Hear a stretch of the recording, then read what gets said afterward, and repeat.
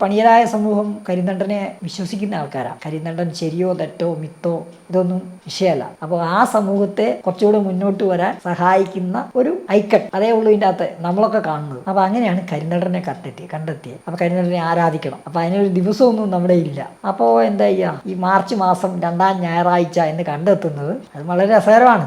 വിശ്വസിക്കാത്ത ആൾക്കാർക്കൊന്നുമില്ല. അവരുടെ ഇടയിൽ തുള്ളിപ്പറയും. ഒരാളിങ്ങനെ ആവേശിച്ച്, പണിയരുടെ ഒരു പൊതുസ്വഭാവം അതെല്ലാ ട്രൈബും അങ്ങനെ തന്നെയാണ്. അവർ ഈ പൂർവികരെ ആരാധിക്കുന്നവരാണ്. അവരെ സംബന്ധിച്ച് പൂർവികർ ശിവനും കൃഷ്ണനും ഈ പറയുന്ന ആൾക്കാരൊന്നും അല്ല. അവരുടെ മുത്തശ്ശൻ, അവരുടെ മുതുമുത്തശ്ശൻ, അവരുടെ മുത്തശ്ശി അങ്ങനെയൊക്കെ ഉണ്ടല്ലോ. അതിൽ 2-3 തലമുറ ആരുടെയും പേരൊന്നും അവർക്ക് ഓർമ്മയില്ല. പക്ഷേ ഇവരുടെ മുമ്പിൽ ഓർമ്മ വരുന്നതെന്ന് വെച്ചാൽ ആ മുത്തശ്ശൻ മരിച്ചത് ഇവിടെ ഒരു മൃഗത്തിന്റെ അക്രമം കൊണ്ടാണ്. വേറൊരു മുത്തശ്ശി മരിച്ചത് കാട്ടിൽ വിറകെടുക്കാൻ പാമ്പ് കടിച്ചാണ്. വേറൊരാള് ആ മരത്തിൽ നിന്ന് വീണാണ്. ആ മരം ഇപ്പോഴും അവിടെ കാണും. അപ്പൊ ഇവരെയാണ് ഇവർ ആവേശിക്കുന്നത്. അപ്പൊ എന്ത് ചെയ്യും ഇവര്? കടുവ അല്ലെങ്കിൽ മൃഗം ആണെങ്കിൽ കൊല്ലണമെങ്കിൽ ഇവർ രാത്രി 12 മണി കഴിഞ്ഞ് അതൊക്കെ വരുള്ളൂ.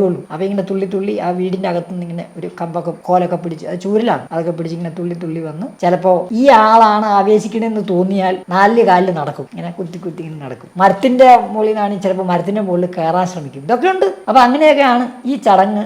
ഇതാണ് കാണൽ, ദൈവം കാണൽ. അപ്പൊ അങ്ങനെ അത് കുറിച്ചരിലും കുറുമരിലും പണിയരിലും ഈ പറഞ്ഞ മുഴുവൻ സമൂഹങ്ങളിലും ഉണ്ട്. അങ്ങനെ തുള്ളി കുഴപ്പമില്ല എന്നാ അങ്ങനെ മാർച്ച് മാസത്തിലെ 2-ാം ഞായറാഴ്ച ആയിക്കോട്ടെ. അങ്ങനെയാണ് കരിന്തണ്ടന്റെ ഒരു ദിനം ഉണ്ടായത്.